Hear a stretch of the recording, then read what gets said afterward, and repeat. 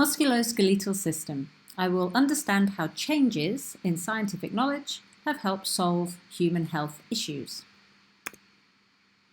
So, disorders of the musculoskeletal system are quite varied in their intensity and in also the likelihood of you being able to recover. They can be as simple as broken bones or torn ligaments and tendons. They can be diseases that come on as you get older, like arthritis and osteoporosis. They might involve a dietary deficiency like rickets, or they also might be a form of cancer, cancer of the bone.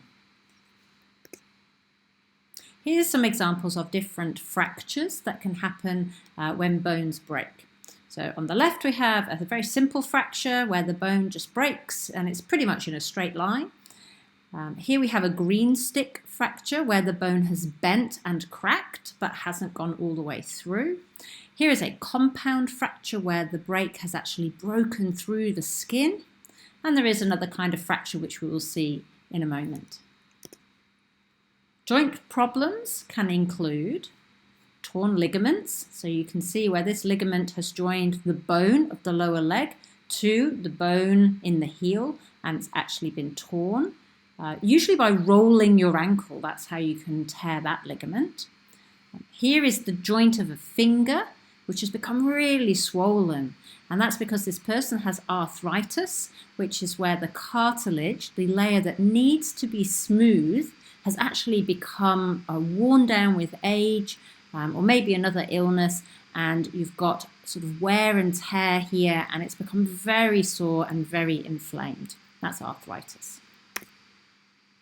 Here we have some disorders which include changes to the bone structure. So on this side we have a healthy bone, and you can see that a lot of the long bones in your body have this honeycomb pattern throughout them, just to reduce the weight and to give room for bone marrow.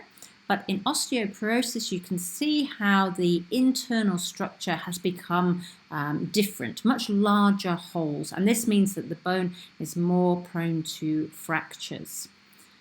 And in this picture, another bone structure problem, we've lost some of the strength in the bone because of rickets. And this time we're losing the strength from losing calcium phosphate. And you'll see that in the long bones, you actually get changes which mean that the bones bend outwards because of the body weight pressing down on the legs. In this picture, you can see bone cancer, a bony growth on the femur. And let's have a look how we can diagnose or possibly treat musculoskeletal disorders. They include things like X-rays, CT scans, prosthetic limbs. Here are the machines that can do X-rays. X-rays are quite straightforward. You shine X-rays from a machine through your patient and detect them underneath. And nowadays we can project that directly onto a computer and analyze the images really quite quickly. Or you can go for a CT scan, which is a mixture of angles being used to direct the X-rays into the patient so you can get more of a 3D image rather than a 2D image of the problem.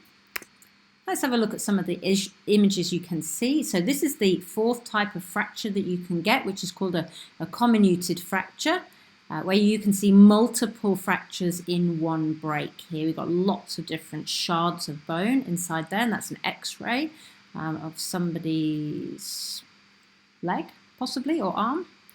And here we have bone cancer, and you can see on the leg, there's the knee bone, the patella. You can see odd structure. This doesn't look like the rest of the bone tissue here, and this is the cancerous growth.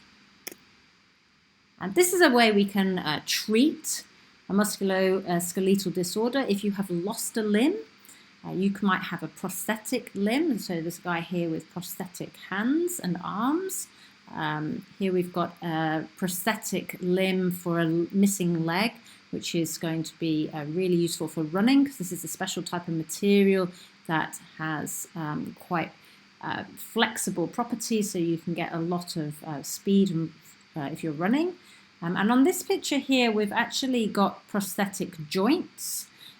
So we're replacing the ball and socket joint in the hip with an artificial joint made of titanium, and that can be a really good replacement, screwed into the original piece of bone that's still in somebody, but replacing a damaged or broken or worn out hip joint.